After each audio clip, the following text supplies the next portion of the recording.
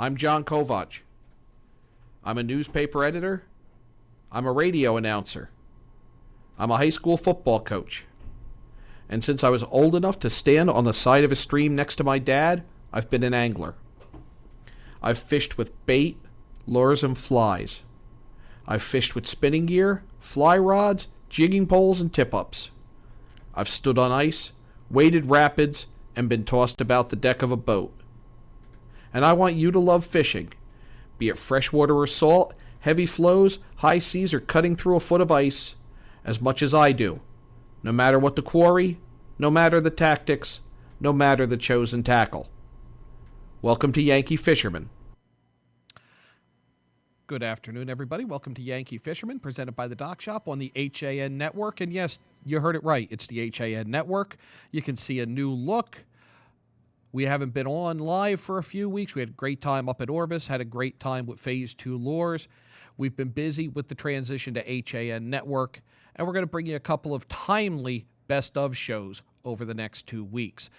Trout Unlimited is going to hold its national meeting September 16th through 20th in Scranton, Pennsylvania. I had the pleasure of attending and talking to a number of TU officials up at the Northeast Regional in Providence, Rhode Island earlier in the spring. We're going to bring you, over the next 2 weeks, those interviews again. It's going to give you a glimpse into how TU works and maybe encourage you to get more involved or maybe even go to Scranton for the region or for the national, September 16th through 20th. Let's take a look back at TU's Northeast Regional 2015. It's important. I mean, it's both energizing and informative. Our grassroots volunteers are really the heart and soul of this organization, and learning from them what's important to them in their region, and getting motivated by them, by their passion, and by their incredible spirit of volunteerism, it can make all the difference. What are the big initiatives in the next 5 years for Trout Unlimited, which was the topic of your talk here nationwide? We're gonna finish off a few things. We just had a very significant victory last week when the EPA and the Corps of Engineers finalized a rulemaking that affirms that the Clean Water Act applies to headwater streams and such as intermittent streams that are seasonal. That's a major victory, 15 years in the making. And then we've got to bring home, of course, Bristol Bay, protecting Bristol Bay, which is the world's most prolific salmon fishery, and protecting that area from large-scale industrial mining. So we just finished a major priority. We're bringing home another one, and then moving forward, we've got serious work to do on energy development in the West and in the East, especially relative to pipelines that are crossing streams and can cause tremendous impacts. We've got a host of issues that face wild and native fish associated with climate change, and so really the work of the organization over the next 5, 10, 15 years will be to help recover watershed health such that trout and salmon can withstand the effects of a changing climate. And how about regionally here in the Northeast? Some of the biggest work we have here in the East lies around issues that can be local but have no national significance. We had a really rich discussion here today about hydropower relicensing. That's a big issue. There's a lot of energy development that's occurring in the East, and even in places like New York where they're not allowing Marcellus shale development, they have tremendous number of pipelines that can cross rivers and cause damage. Just recently we've seen 2 pipeline bursts in the Yellowstone River, one of the West's most iconic rivers, and we need to make sure that kind of thing doesn't happen here in the East. You mentioned the water rules that just came out this past week. How big a victory is that nationally for TU?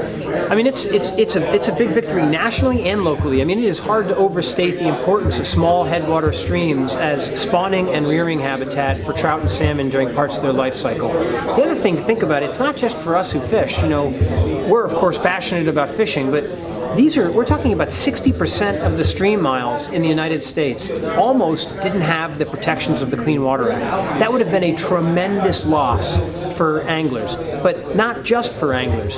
Think about the tens of millions of people downstream of those water bodies that can now rest assured that that water will be cleaner and somewhat purer than it would have been otherwise because it's protected by the Clean Water Act. How did it get to the point that it almost wasn't? This is, for 30 years, there was clarity that the Clean Water Act applied to what they call intermittent and ephemeral streams, seasonal streams, streams that sometimes run a little bit dry during the certain times of the year. And then in 2001 and 2006, there were two controversial Supreme Court cases where the court basically instructed the federal agencies. They said they have to go back and document the significant nexus between these high headwater streams and downstream navigable waterways. And, you know, a rulemaking of that magnitude is significant, and it's incredibly controversial. And for years, the government put it off. They just didn't want to do it. And the fact that they've now done it, they've documented what every angler knows, that gravity works cheap and it never takes a day off. Of course, these headwater streams are influential for the downstream larger water bodies. Now that we know that those places are protected, and it's our job as anglers to make sure that our members of Congress don't try to overturn those protections. We talked a little bit in your speech about 1TU. How do we create that? How do we make it feel inclusive? Because as came up in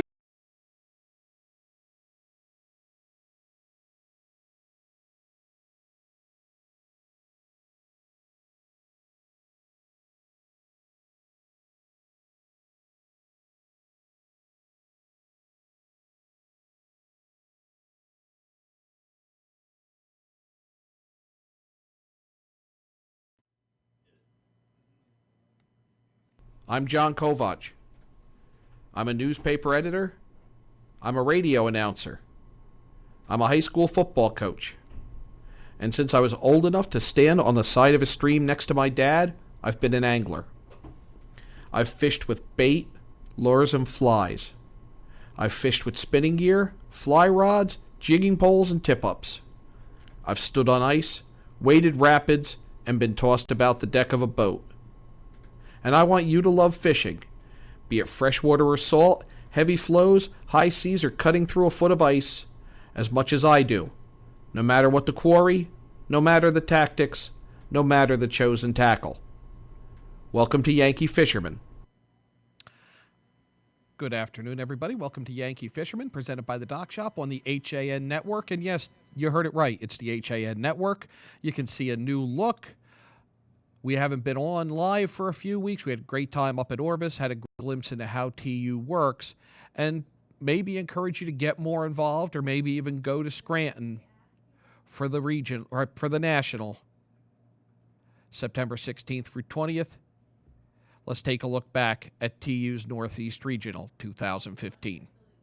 It's important. I mean, it's it's both energizing and informative. Our grassroots volunteers are really the heart and soul of this organization, and learning from them what's important to them in their region, and getting motivated by them, by their passion, and by their incredible spirit of volunteerism, it can make all the difference.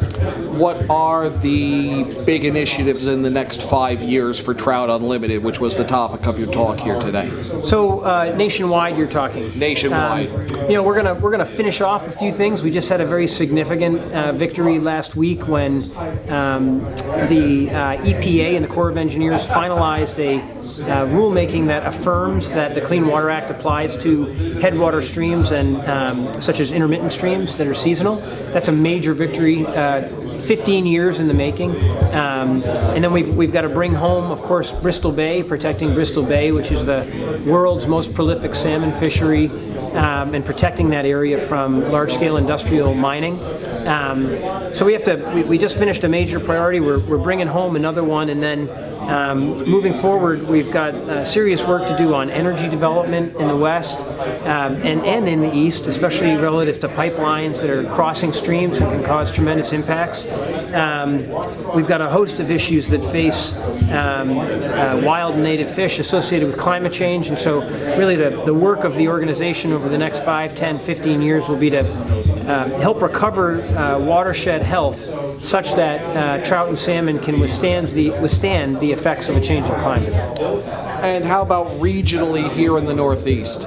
Some of the biggest work we have here in the East lies around issues that can be local but have no national significance. We had a really rich discussion here today about hydropower relicensing. That's a big issue. There's a lot of energy development that's occurring in the East, and even in places like New York where they're not allowing Marcellus shale development, they have tremendous number of pipelines that can cross rivers and cause damage.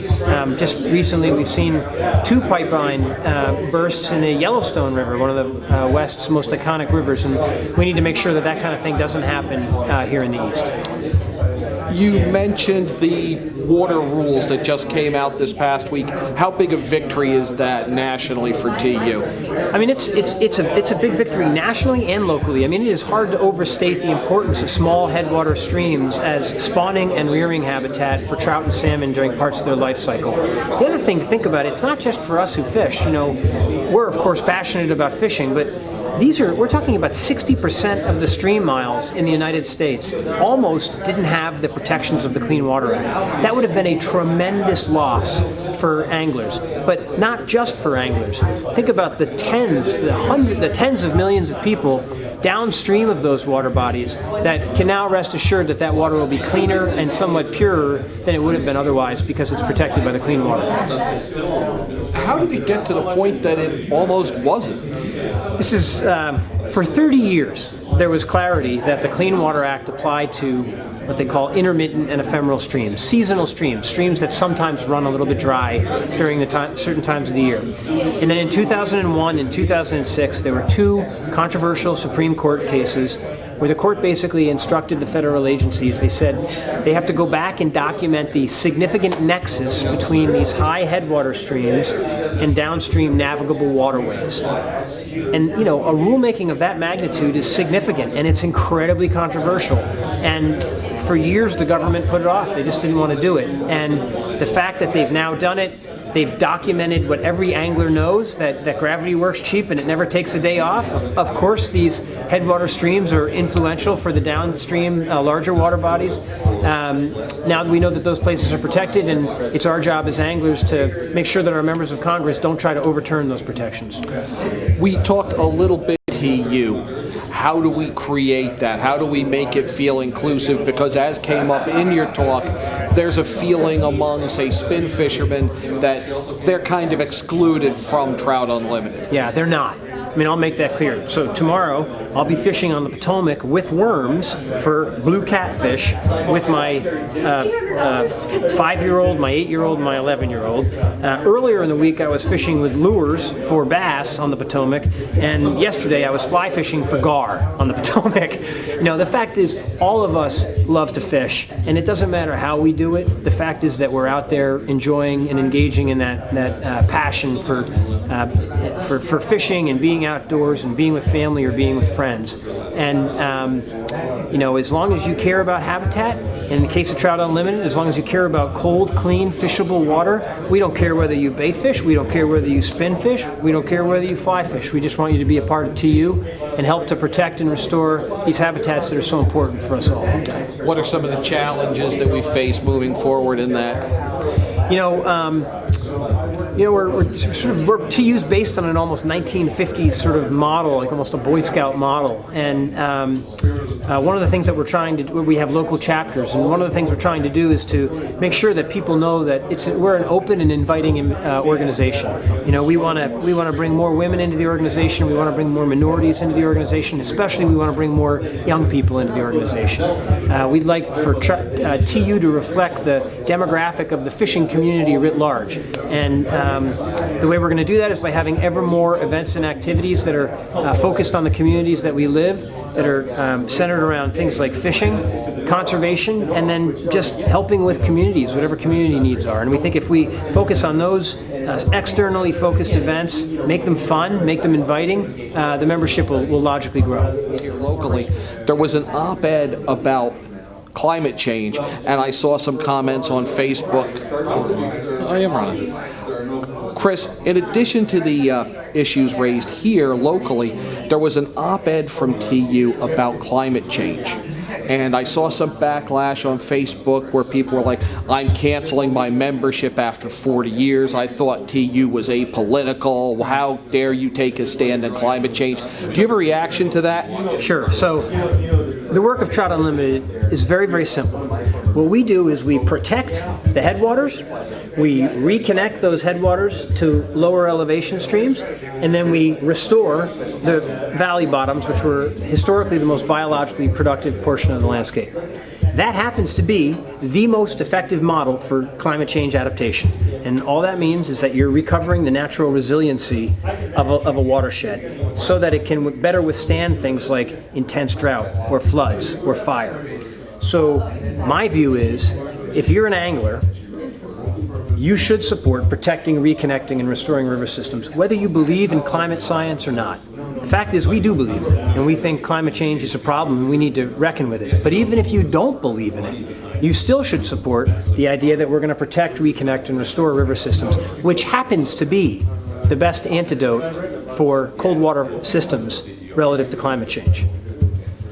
Great answer. Chris Wood, President and CEO of Trout Unlimited. Thanks for joining us on Yankee Fisherman, presented by the Dock Shop. Thanks, John. Welcome back to Yankee Fisherman, presented by the Dock Shop on HANradio.com. John Kovach back with you this Thursday. We thank Chris Wood, the President and CEO of Trout Unlimited, for taking a few minutes to talk with us up at the regional in Providence. One of the big themes up there was angler science, and I was really fired up for this discussion. It is a way that we can, while doing what we love to do, and hopefully you love fishing or you wouldn't be tuned in here, we can go out and do what we want to do and record our observations and help monitor climate, help monitor the health of a stream. And there are a number of ways to do this. The Rivers Calendar project is one of them. We sat down with some of the key people in this. Jack Williams, who we've had on before for a great discussion of climate change. He's senior scientist for TU. Jerome Shane of the Rivers Calendar program, and he's an outreach director of a program out of the University of Massachusetts. And Kyle Smith, who's a membership engagement manager for Trout Unlimited.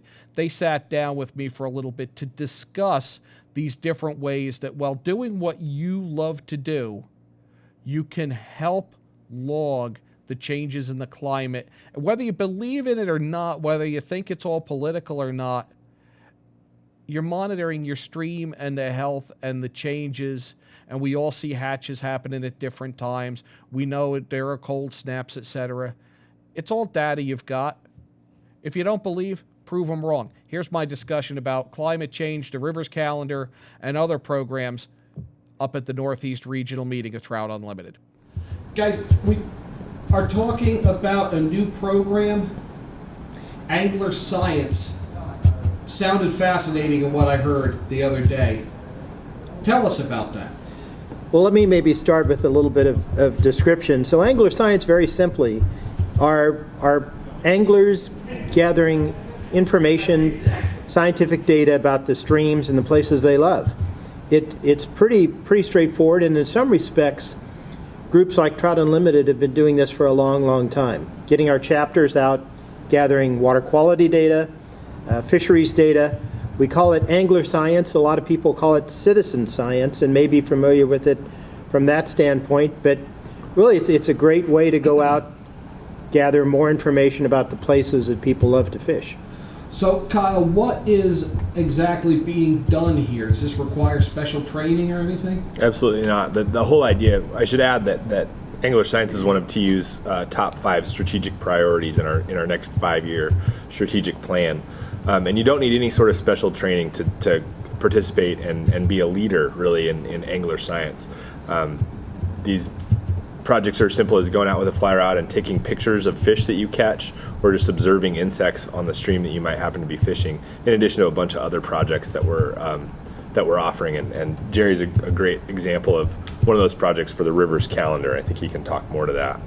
Jerry, can you tell us about the Rivers calendar? Yeah, the Rivers calendar, it's based on a concern that the timing of aquatic insect hatches or emergences might be changing, perhaps due to climate change. And if this happens, what happens is you get a trophic relationship between the insects and other organisms in the river system, whether that's the fish themselves or birds that feed off of them. They start to fall out of synchrony with one another, and this can cause some real disruptions in the whole ecosystem. And so, in order to really determine if that's in fact is happening, and then what you can do about it to help restore the ecosystem balance, we first need to know exactly whether and to what degree these hatches are changing. And there's very little information or solid data about that in the scientific data literature nowadays, but there's a lot of people, a lot of anglers who happen to be noticing these things on a daily basis as part of their fly fishing. And so what we want to do is get them to just record and pool their data in a single database so that we can then start using it for analysis and hopefully some management purposes. And so many fly fishermen are obsessed. Diversity information of any type of living thing, and we're focusing using that data management system. We're focusing on looking at mayflies, stoneflies, and caddisflies primarily, the main aquatic insects that anglers are following as part of their fly fishing. And just a rundown, what information do you need from an angler who's out there in the field matching the hatch, essentially? Exactly, that's what they're doing. And what we're looking at is, what did you see? And ideally, if they can go all the way down to species level, that's nice, but we'll take anything from mayfly, from order down to family, genus, or species. Mayfly, caddisfly, and stonefly. So what did you see, when did you see it, and where did you see it are the main three pieces of information we're looking for. And along with that, optionally, what was the water temperature, air temperature, a little description about how heavy the hatch was, with the fish responding to it, that sort of thing. Jack, what can be done once that data is collected on a national or global scale? Well, once we have that kind of information, we can do all kinds of things with it.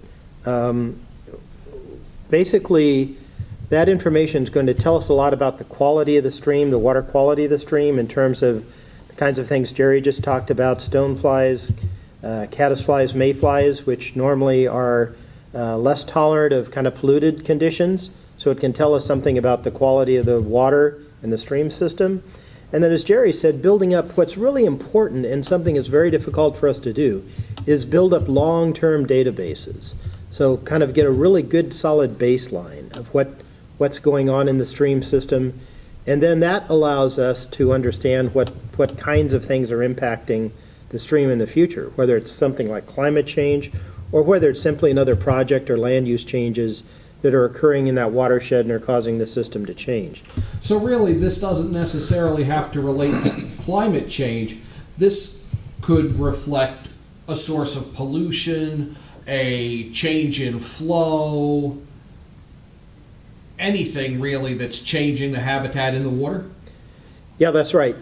Climate change, the reason that it's so keyed to aquatic insect emergence is usually these species are cueing from flows, the peak of the flow, the water temperature of the flow. So there's a clear problem. Now, there could be other things that are going on in the watershed that might be also changing those timings and stream temperature. And part of the trick, of course, is unraveling these connections. And you really do need good data to be able to do that. Are we seeing changes already in the hatch cycles, in the timing? Well, like you said, we think we are. There's little actual solid data to support that. The best that I've seen that documents that for aquatic insects actually comes from the United Kingdom, and they've been looking at phenology, or the timing of these natural calendars, and all sorts of organisms for much longer than we have in the U.S. They've been active at this for well over 100 years, and they noticed that recently, for instance, their green drake mayfly was hatching on an accelerated basis because of warming water. And a side concern or consequence of that was, as they go through that life cycle faster, the adults were emerging smaller, and they had fewer eggs. So that means that they're producing less young, and so there are then potential consequences down the road. But that's the most solid, direct information that I've seen that relates temperature and the physiology and the calendars of aquatic insects. Mostly what we've seen in the U.S. is anecdotal information, and we're just beginning to piece that together. One of the pieces that we didn't talk about earlier, but we are curious about exploring, is going back and looking some of the old angler journals that people who have been collecting, for their own personal and benefit from years past, and see if we couldn't use that to build up some of the older databases or baseline and compare that with what we're seeing now, and that would give us a nice comparison. But without that, we're really beginning to gather the database that we'll begin to be able to analyze after a few years. So you would be interested in anybody who has a years old, even an historical Love it. Yes, logbook, absolutely. and how can they get that Yeah. to you? Just contact us, contact information do you have that, or shall we? Yeah, we'll okay. put that up. Okay, we'll fine. put that up. Yeah. So now, Kyle, are we looking at any special? There's no real special equipment or training needed for this. It's just anglers being observant. I think the suite of tools and projects that we're working to develop through TU kind of runs the range. You could go out with nothing more than a notepad and take some observations about aquatic insects, to all the way to an example from my chapter in Oregon, purchasing wetsuits and doing snorkel surveys of species that are available in your local waters.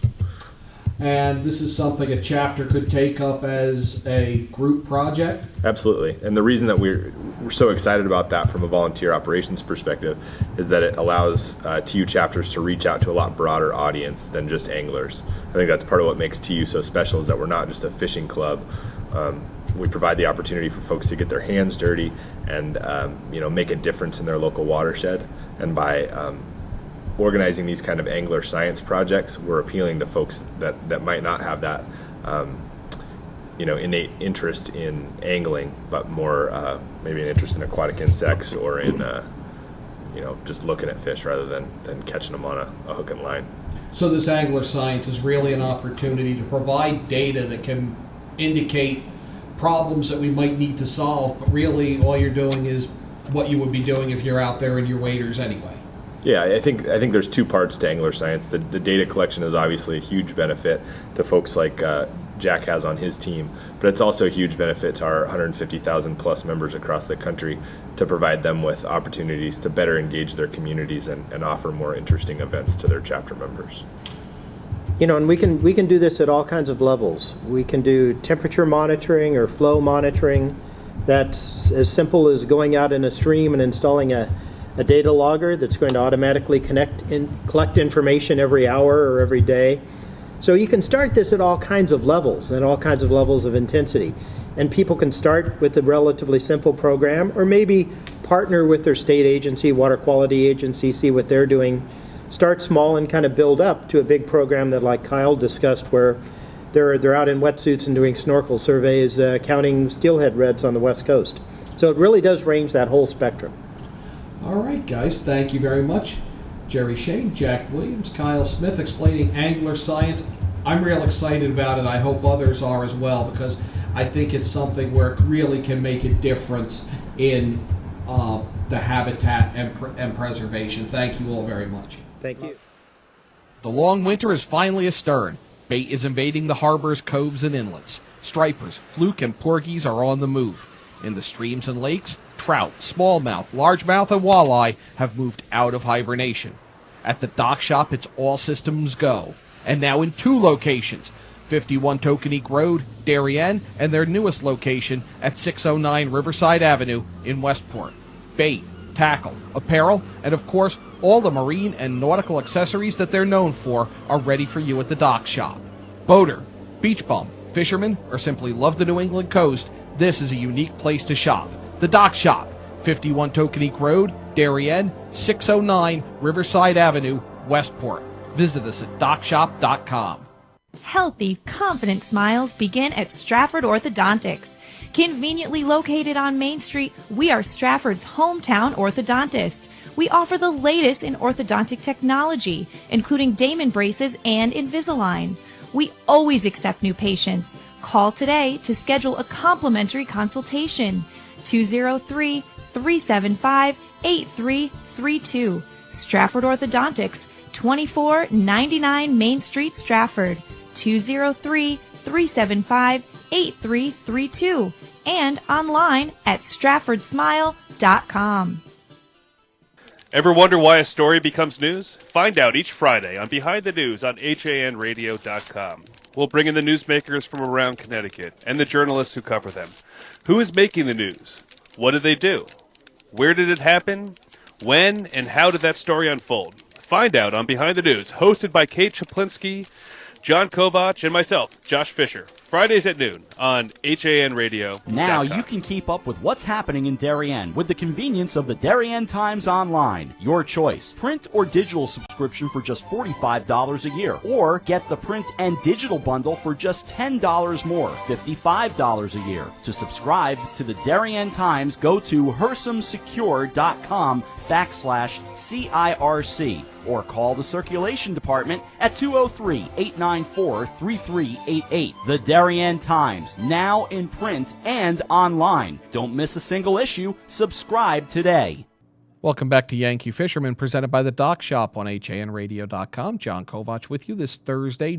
We are running a lot of clips and a lot of information from the Northeast Regional Meeting of Trout Unlimited held May 30th and 31st up in Providence, Rhode Island. I was privileged to attend it, really enjoyed it, to be out with a bunch of people who are so enthusiastic about angling, about conservation. Really a great event. And today's show is kind of the conservation end of it, talking about some of the government affairs things, the science behind it, a number of those things, and the vision for Trout Unlimited. We talked with Chris Wood, we talked with Jack Williams and Jerome Shane and Kyle Smith about the Rivers calendar and some ways anglers can help the scientists with data that really is already out there and is, if it's not in your books, it might be in your attic or your basement in your father's or grandfather's notes from fishing. When we were up there, it was only a few days after the Clean Water Act clarification went down, and that was when the rules were amended to include intermittent streams. All right, so just one quick, just so everybody's coverage used of the Clean teleprompter, Water Act, and to done protect this before. streams So that are is crucial to the it- environment, crucial to our fisheries, but that Am I gonna- don't run year-round. gotta not We got pay a few attention minutes to with that, Brian right? That's Zupancic you're not of trying to the avoid paying TU attention. Government Is there any other Affairs tips with Office this thing? to discuss that decision and how it affects what TU so hard does not to and look at his that job guy, in though. general. Here's Brian Zupancic from What's he Providence. doing Rhode Island. later? Brian, we've run into some situations where All right, we go. rules designed to Good afternoon. Looking ensure forward clear to water really updating weren't the entire themselves company clear. on our Is this strategic finally plan being dealt and with? our strategic initiatives. You know, I think so. My Thanks, hope, John.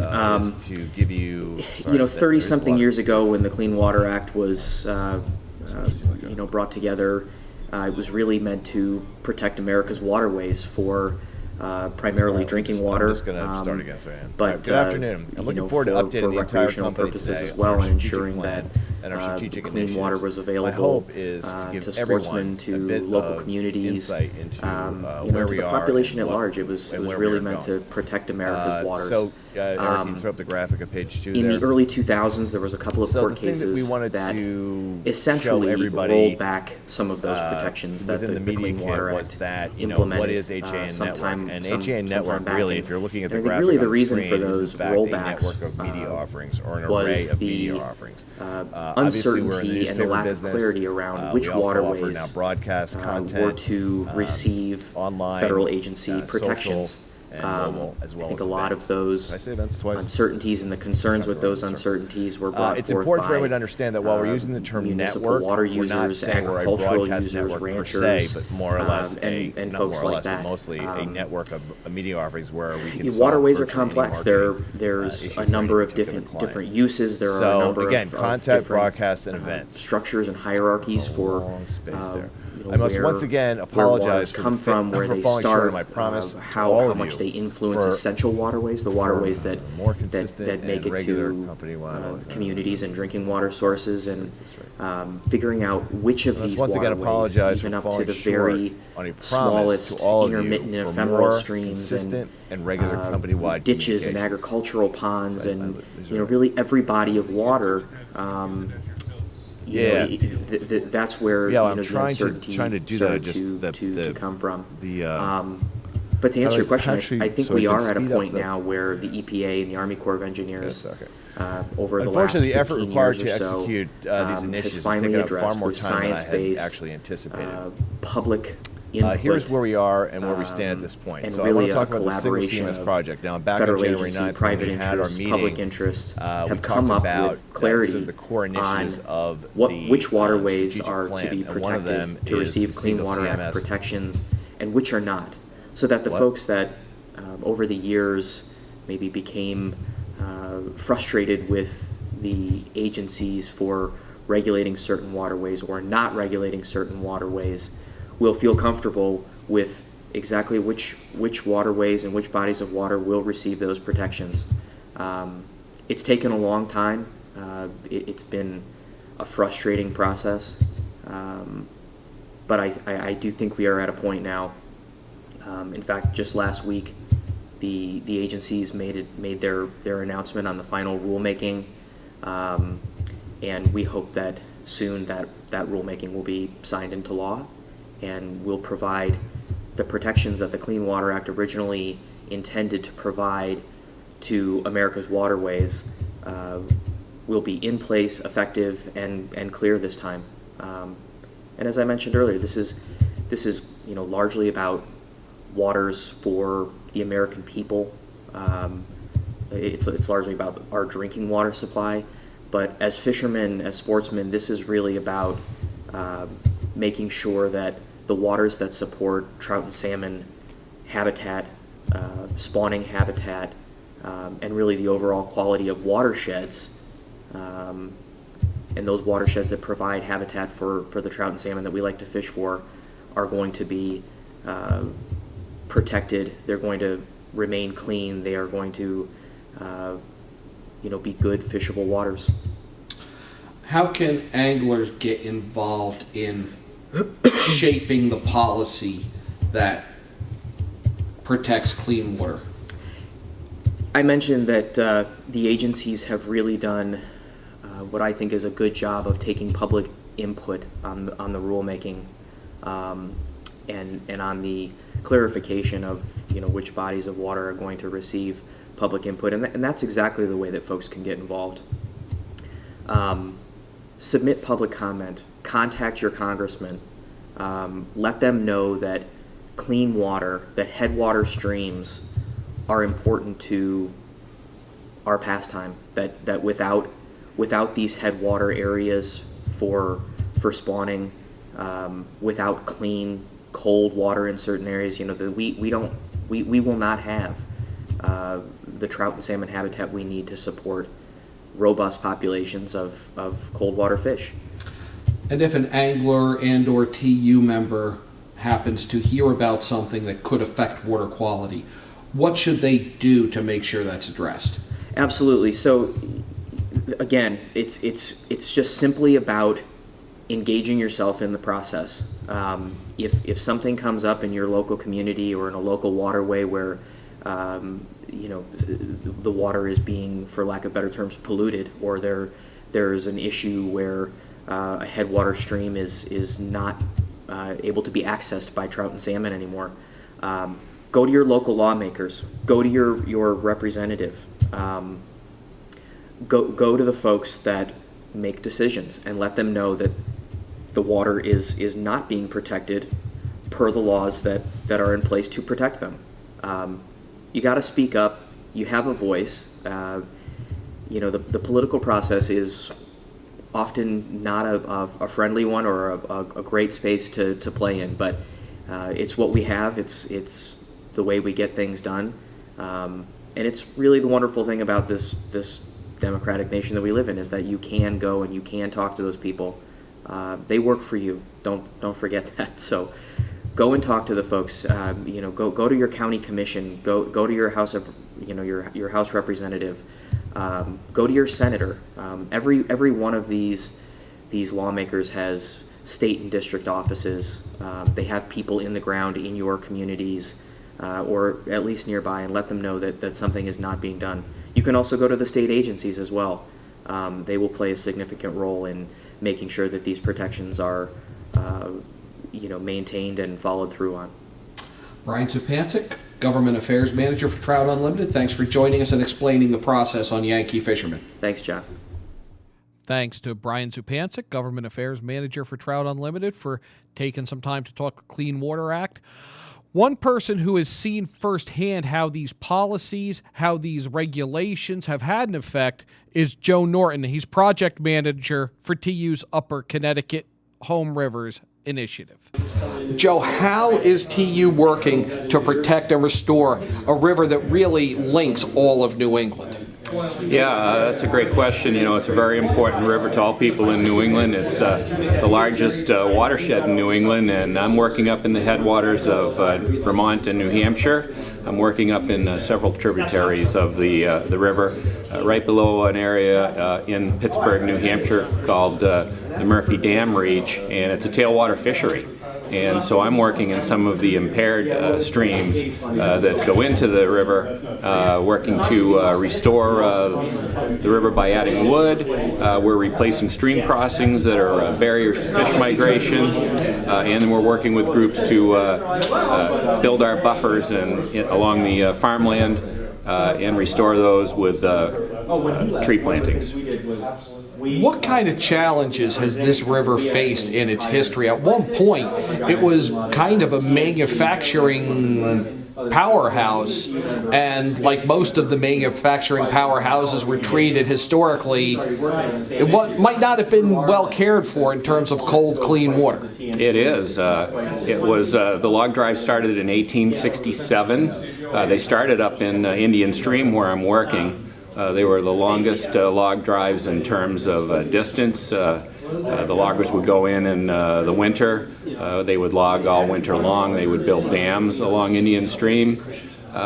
Indian Stream in particular, a 22-mile long river, had 5 dams.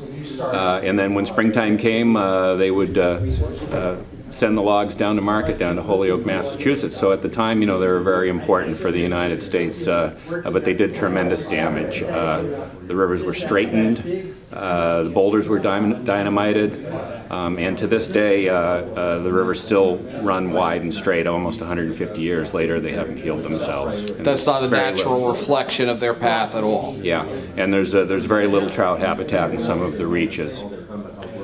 So what do we have to do, and how can TU help in restoring the Connecticut River?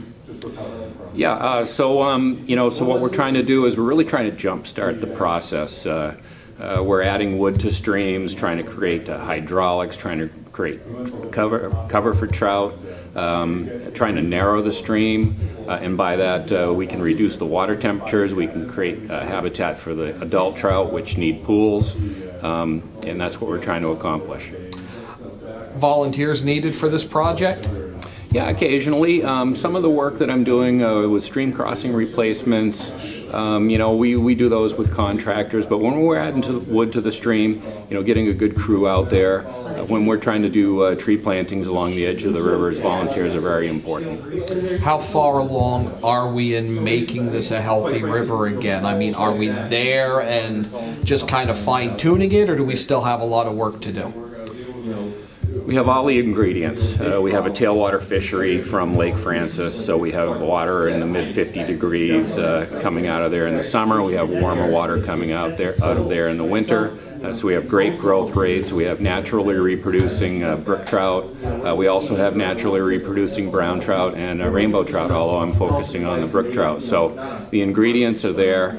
Indian Stream in particular has numerous cold water tributaries going into the stream, which we refer to as nursery streams. They're abundant with young of year, age 1, age 2 brook trout, but then when those brook trout grow old, they need main stem habitat. They need pools, and Indian Stream is lacking of pool habitat. Why brook trout? Well, it's our native species, and it's a keystone species. It's an indicator of a health of a watershed.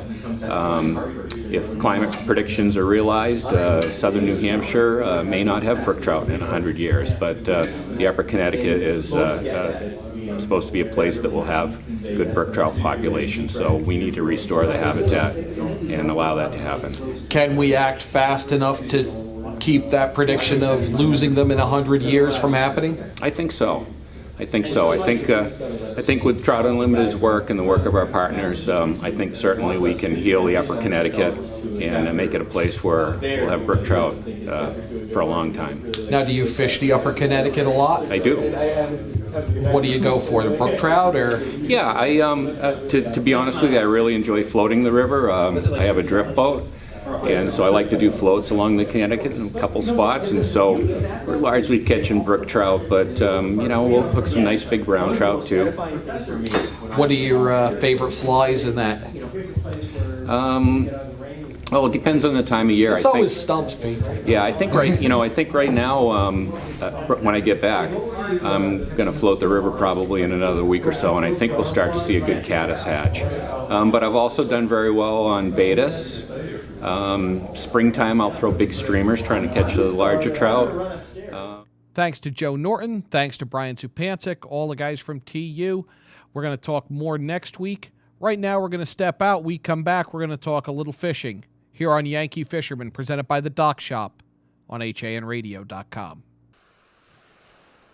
The long winter is finally astern. Bait is invading the harbors, coves, and inlets. Stripers, fluke, and porgies are on the move.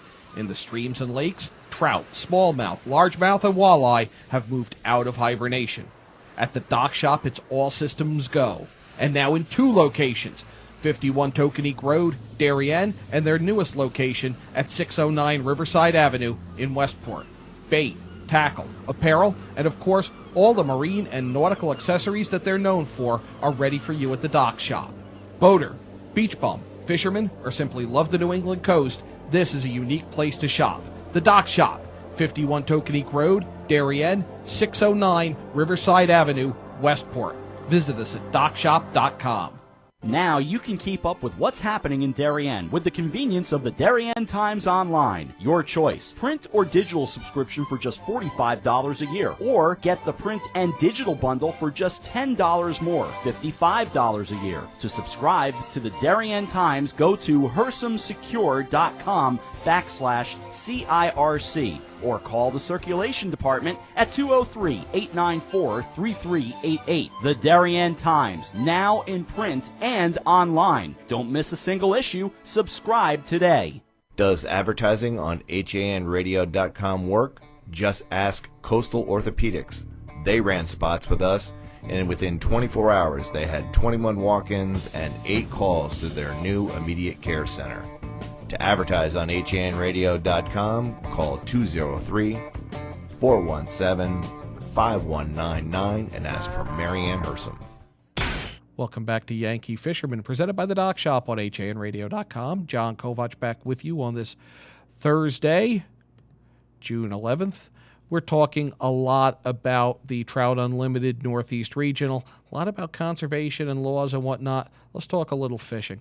A couple weeks ago, we were at Merwin Meadows for the stocking and casting event hosted by the Mianus chapter at TU.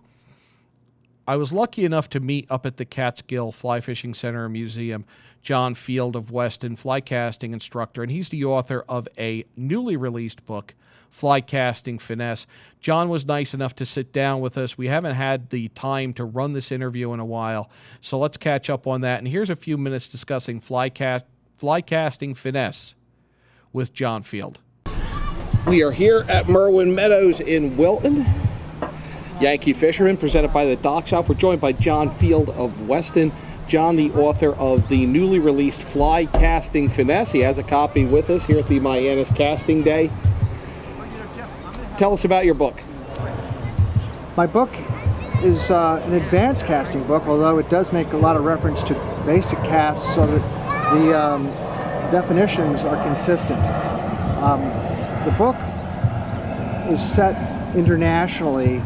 The context is learning what different clubs around the world do in their educational programs and how their casters adapt to local conditions. People in Scandinavia invented spey casting. People on the West Coast invented steelhead shooting tapers for the large western rivers. So if you can learn all the techniques from around the globe and then analyze where you're fishing and recall something and adapt a little bit of it to your own fishing, you can do better as an angler. And also the term finesse really means using good technique and efficiency and using minimum grip pressure, minimum rod acceleration for each cast that you need. You don't want to overpower casts unless it's very, very long and into the wind.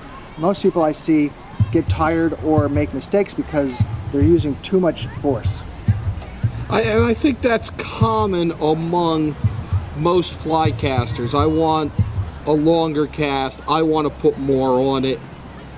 You're really hurting yourself when you use that approach more often than not, right? There's a world champion caster named Henry Mittel, and he said there is the appropriate force, there's insufficient force, and then there's excessive force. And what happens is when you use more than enough force, it ruins your form, and the mechanics are compromised. And that's when you're tracking, which means that your rod isn't moving in one plane, it's wandering, and it affects the loop, and it'll hurt how the loop flies through the air if you use too much force. Is consistency more important than force? Well, you have. If you're consistently good, if you consistently use finesse. Well, consistency is very important. Keyword is smoothness. You should accelerate smoothness from stop to stop in your cast. If it's a overhead cast, or some casts that don't even have a stop, they have oval rod strokes, or the Belgian cast doesn't have a back stop. It's a continuous, like a U. But when practicing or when you're trying to execute a cast, consistency, smoothness, and the right technique is very important. Who should pick up your book? I mean, would it be appropriate for somebody who wants to learn fly fishing, or are they going to be intimidated?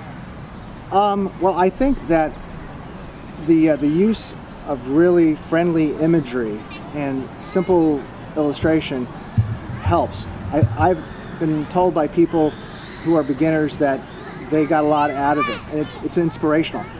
In certain cases, I haven't taught every step on how to do every cast, but one of the things this book does, and it's unique, is it describes so many different casts and when to use them. A lot of books say this is how you do a snake roll, this is how you do a snap tee, or various presentation casts. They don't really explain. I even have a chapter called Presentation Scenarios that shows you overhead drawings of streams and saltwater flats and places and wind directions, and tells you how you can overcome problems, limited backcast room, wind in your face, tricky currents if you're trying to do a drag-free drift.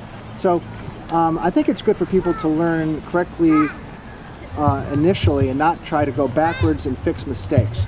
There are fundamental casts in here, how to start making a loop or a roll cast, but it also will show you advanced casting. Steve Rajeff, who's the chief designer for G. Loomis and a 42-time national casting champion, said that it's a must-have book for those serious about learning and improving their fly cast. I wish I'd been available when I started, or it's useful. It'll be a reference for anyone wishing to begin casting. So it is appropriate then for the beginner, because I know that I've done so much self-taught. I think there's a lot of unlearning to do, and I think a lot of fly casters are in that same situation. Yeah, I think if I were to pick a book just for a beginner, just to get started, a book like Joan Wolfe's books or Mel Krieger's book would be just the basics. This one, Bruce Richards, the head designer at Scientific Anglers, said that it's unique and nothing else is quite like it because it brings in so much information about how to improvise. It's more, I would say, an advanced level book, but there's so much basics in it, and it's augmented by drawings that were done from photographs. I storyboarded the casts that were photographed, then in Photoshop and then Illustrator, I actually traced real casts instead of trying to transmit a thought to an artist to sketch. So I show you step by step, and I eliminated everything that's extraneous from the scene. All the key things, where to stop the rod, where to have an anchor for a roll cast. So it has some very basic fundamentals. It sounds like it does, and it sounds like it's put forth in a format that's easy to follow because you can get distracted by the photograph, by what's in it. With it drawn out, it might force you to focus on the diagram. Right. That was the reason why I wanted to do that many drawings, was those particular lessons should be as simple as possible, and others that were a little bit more aesthetically pleasing in color, I made in color. So it has a mixture of things that are visually exciting plus technically fundamental. How many fly fishing books have you done? This is my first book. First one? Yeah. I have done cover stories in Fly Fisherman, and did another feature for them about a year ago on Spring Creeks of Long Island. Where can one pick up a copy of Fly Casting Finesse? Fly Casting Finesse is available online at Amazon, Barnes & Noble. It's available through Walmart, Target, but I kind of like going to the Complete Angler in Darien and talking to Scott and getting some fishing information and picking up my book. And do you do lessons? I do. I'm a certified master instructor with the Federation of Fly Fishers, and I give private lessons throughout Fairfield County. John Field, how can someone contact you to book those lessons? John. That'll do it with Yankee Fisherman for September 10th, 2015, a best of. We'll be back with another best of next week as we continue to get you ready for the TU National Meeting and take a look back at the Trout Unlimited Northeast Regional. Until then, this is John Kovach. Tight lines.